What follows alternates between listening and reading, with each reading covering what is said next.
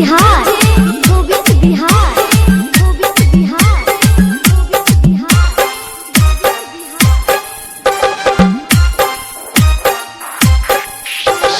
टुकड़ा को गेल दिल में भेलो खराबी गे टुकड़ा को गेल दिल में भेलो खराबी गे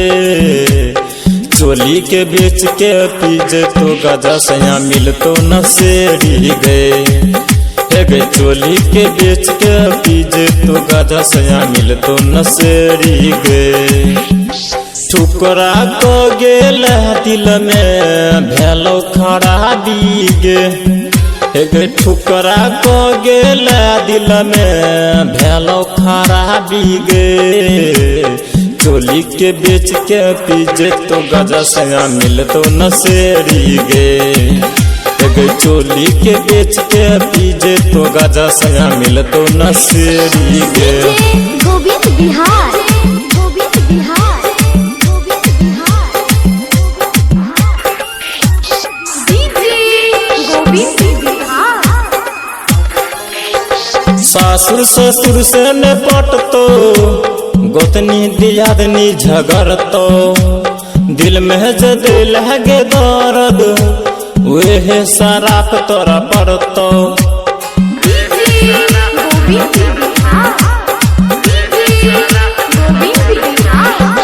सासुर ससुर से न पटतो गोतनी दियादनी झगड़तो दिल में जद लगे दर्द वे शराब तोरा पड़तो दिल में जदे लगे दर्द गए गए वे शराब तोरा पड़तो दिल के दर्द दाके छौड़ी लगे लजाबी गे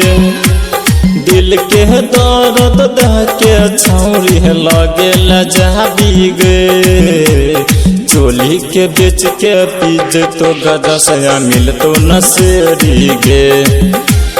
चोली के बेच के पीजे तो गजा सया मिलतो न सेरी गे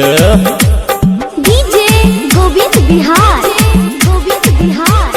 गोविंद बिहार,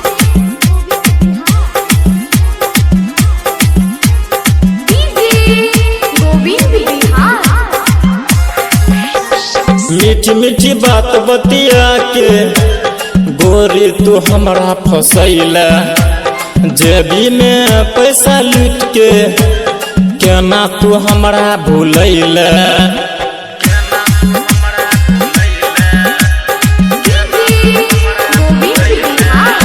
हम मीठी मीठी बात बतिया के गोरी तू हमरा फसैला जेबी में पैसा लूट के केना तू हमरा भूलैला जेबी में पैसा लूट के गोए गोए केना तू हमरा भूलैला संजीत बिहारी छैला के तू बातों ने मन लगे राइटर संजय सबरिया के छौड़ी बातों ने मन लगे चोली के बेच के पीजे तो गजा सया मिलतो न सेरी गे